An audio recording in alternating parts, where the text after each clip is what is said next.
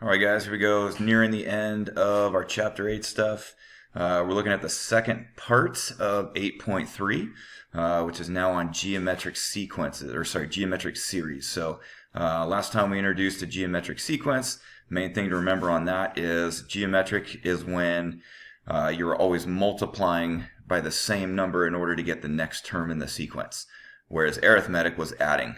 So on this one, we're now looking at a geometric series, which means we are finding the sum of a geometric sequence. So in other words, if I have a geometric sequence laid out, they're going to ask you for the sum of a certain amount of those terms. Here is the formula that we're using today. This is on page 228 in your journal. I'm going to switch this formula a little bit to make it a little friendlier to use. If you flip the top and the bottom, so it becomes -1 at the end instead of 1 minus at the beginning. It's a little safer this way as far as the negatives go and things like that. So this is definitely the way I would encourage you guys to do it, is go with this. And that's what I'll use within some of our examples here. So moving on.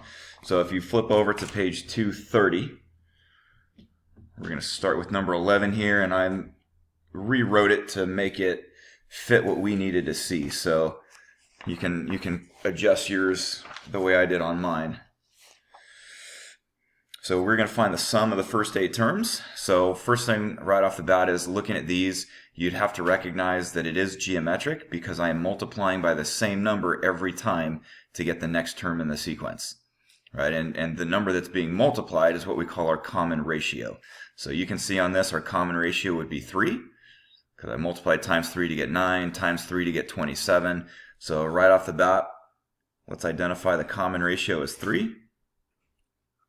So looking at the new formula that I was just showing you on the other page, let me bring it over to this page so we can have it in front of us while we're doing this. But we have our first term, which is going to be that guy, so 3, times, we got the r to the n minus 1, over r minus 1. All right, so n is an exponent here, so be careful on that. N represents the number of terms.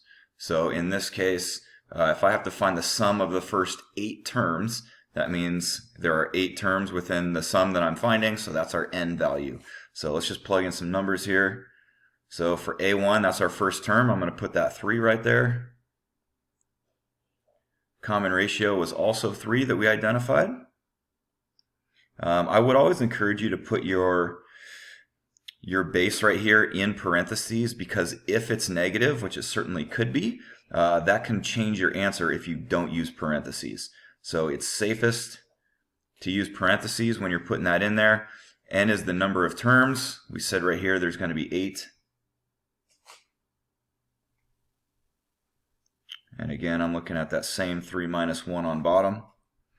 So that's it. We just have to simplify all that fun stuff. So obviously that's going to be a 2 right there. If you got a calculator handy, you can try punching this one in. Just make sure you're doing it all correctly. You're welcome to do it in stages. I'll do it in stages because I think it's a safer way to go. So I'm going to start on the inside of my parentheses. I'm going to say 3 to the 8. Then I'm going to subtract 1. Then I'm going to divide by 2. Then I would multiply by that 3.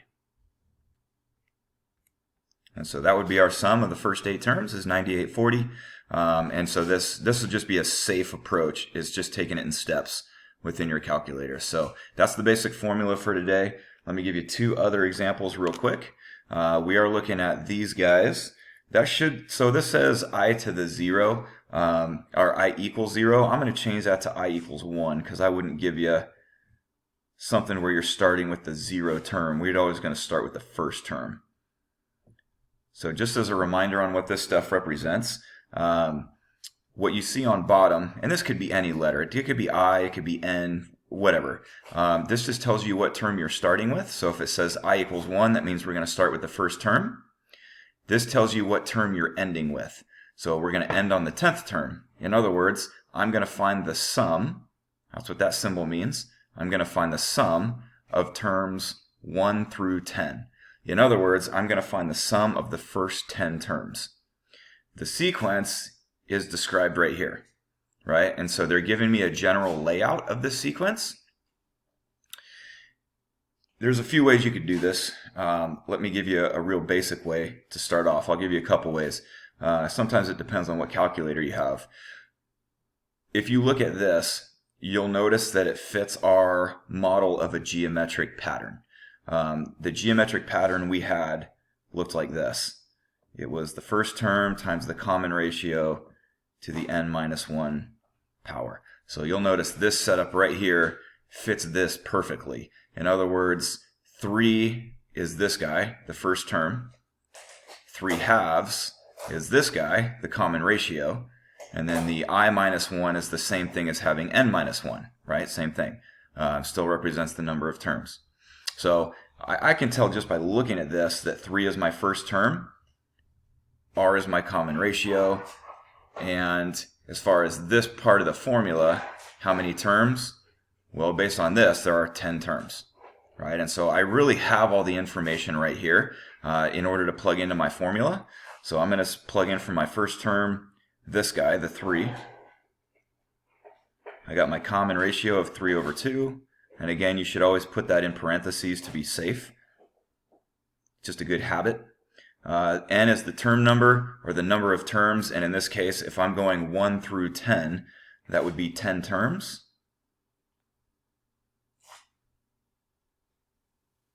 And again, I have the 3 halves minus 1 on bottom. So, and then again from there, it would just be calculator. I'll do it real quick. But I would be doing this in stages. I got my 3 over 2 to the 10th power. You're welcome to write that as a decimal if you prefer that over a fraction. But I'm going to do 3 over 2 and raise it to the 10th power. And again, you should have it in parentheses. Then I'm going to subtract 1. Then I'm going to divide by this. So I'm going to hit divided by, and if you can do that in your head, great. If not, to be safe, you should be putting this also in parentheses in your calculator. So I'm also going to divide by parenthesis 3 over 2 minus 1. So I'm dividing by the denominator. Then I'm going to multiply by the 3 that I have in front. And that should be our sum. So that's probably the best approach, just because that way you can fit it right on into the formula. There's one more thing I'm going to show you. I'm going to back up to page 227. So if you go back to 227 and look at 4a with me, the last thing we're going to take a look at. So on this one, we got to find the sum, but they're not telling us how many terms there are. So the first thing we got to figure out is what term number has a value of 8192. Hold on, let me expand here. Okay, there we go. So these can be one of the tougher ones to do because it takes more than one formula. So keep in mind. Go ahead, buddy. That's my son. He's a little nuts, but we love him that way. Okay, so if you look at our current formula that we're using, let me go up above here and write it. So current formula for finding a sum, this is the one we just were working with here. So r to the n minus 1 and r minus 1. So this was the formula we were working with. You'll notice the one issue here is we don't know how many terms there are. So we need this guy. So which means I need to bring in a other formula that we were using in the last video in order to find it. So our other formula was this one. And this is what we're going to use to find our number of terms. So what we need to know is what term number has a value of 8192. So we know the value, we know this guy is our 8192. We know our first term is 1. We know our common ratio, if you look at the numbers, is 2. Being multiplied by 2 every time. And now we can solve for what number of term this is. So if you look at this guy, the issue we're going to see here is how do we solve for an exponent, right? And this takes us back into logarithms in order to solve for an exponent. So we always want to start by dividing this over here first. Obviously, if I divide by 1, it's not going to change anything. So let me just write this part out. So it looks like this. So this is what we did in our previous chapter, is in order to bring this down, we're simply going to take the log of both sides. So it looks like this. And the whole purpose of doing that was, when things are in log form, it makes an exponent no longer an exponent. Remember, one of our rules is we can bring the exponent to the front through multiplication and rewrite it to look like this. All right, and now all I have to do is get n by itself. So we would start by dividing the log 2 over to the other side. So I'm going to cheat a little bit here. I'm just going to write over log 2, and that would take care of this guy. So I'm going to do this in my calculator, and then the one last step I would have to do would be to add 1 to both sides. So last thing here, so we're going to type in our log 8192 over log 2, and that gives me 13 on the left side. Now I'm going to add the 1 over to get n by itself. So we just figured out that n is 14. In other words, this is the 14th term in that sequence. So if I'm finding the sum of this through this, we're finding the sum of the first 14 terms of that sequence. So we can now plug it into our formula right here and find the sum. So I'm going to find the sum of 14 terms. So I got my first term, which is 1. Super friendly. You don't even have to write that, really. We have our r, which is 2. And again, good habit to put those in parentheses. We just figured out the number of terms is 14.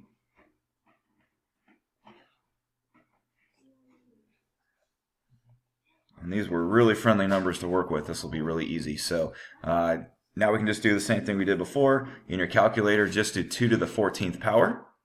Then subtract 1. Then you're going to divide by 1.